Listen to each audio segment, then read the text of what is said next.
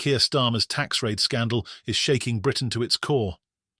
Days away from a highly anticipated budget, GB News' Eamonn Holmes tore into Labour's plans, accusing Starmer of orchestrating the most brutal tax assault the country has seen in decades. Under the guise of addressing economic realities, Starmer's upcoming budget is expected to impose crippling taxes on middle-income Britons, with measures so severe that Holmes branded the whole affair as nothing less than a financial time bomb. With Labour claiming this budget will invest in Britain's future, Holmes revealed what may be the most controversial detail yet. Labour's plan is allegedly set to exploit Britain's struggling taxpayers in a cold calculation to close a massive financial gap. Are Britons truly ready for the ruthless tax onslaught Starmer has in store? Before we reveal the latest twists in this bombshell budget story, be sure to like, subscribe, and hit that notification bell. You'll want to catch every shocking detail as we break down how this financial scandal could hit your wallet.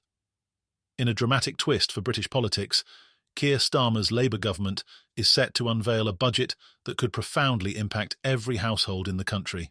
Speculations and leaks about Labour's plans suggest the government's strategy might involve brutal tax increases, disguised as a necessary step towards economic stability. In truth, it may be nothing less than a covert operation to extract billions from the pockets of Britain's hard-working families, all under the guise of investment in growth. When GB News host Eamonn Holmes lashed out on air, his fiery words captured what so many Britons are feeling, a growing sense of betrayal and distrust towards a government promising to act in their best interests. The warning signs were there when Starmer addressed the nation, ominously urging Britons to prepare for the harsh light of economic reality. But few anticipated just how intense the tax pressures might become. Holmes broke it down on his broadcast, calling out Starmer's repeated use of jargon like strivers, which, Holmes claimed, is simply a coded word for everyday Britain's Labour plans to milk for all they're worth. They call them strivers, but we all know that means poor people or people trying to make ends meet, Holmes said. Why can't they just admit it?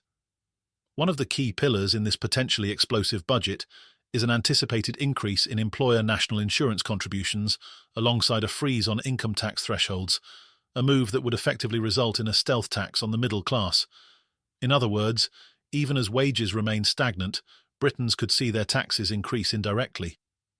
Critics are accusing Starmer of playing a dangerous game, tapping into funds from those who can least afford to pay more, while vaguely promising a path to stability. For Holmes and other vocal critics, the math simply doesn't add up.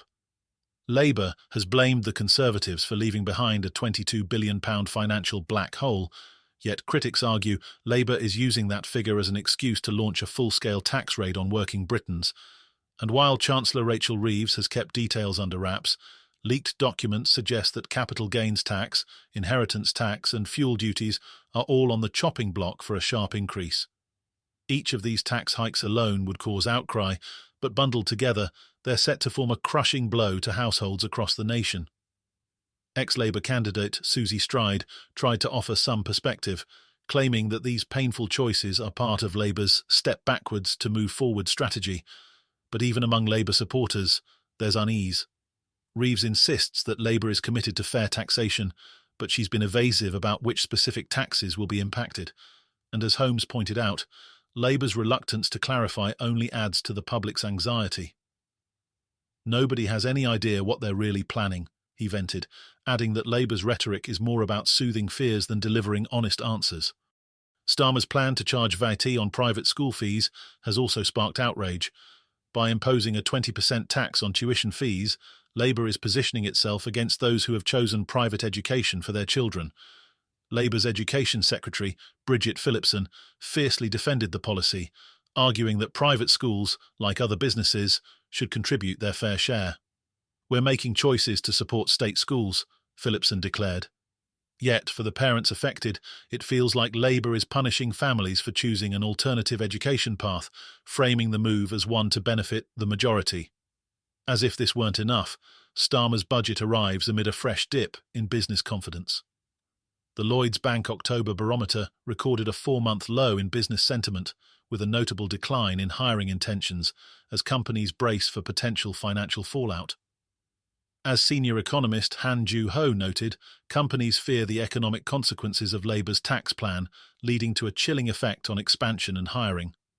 For business owners and entrepreneurs, this impending budget represents yet another hurdle in a post-Brexit, post-pandemic landscape already fraught with challenges. With days to go until the official announcement, political insiders suggest Labour's real focus is on recasting Britain's financial foundations. Starmer claims his government will reject austerity in favour of investment, stability and reform. But critics remain sceptical, with Holmes arguing that Labour's plan is simply a repackaging of old ideas that will saddle Britons with new tax burdens. For many, the most troubling aspect is how Labour has framed this tax increase as an inevitable part of progress, downplaying the impact on ordinary Britons in favour of long-term goals.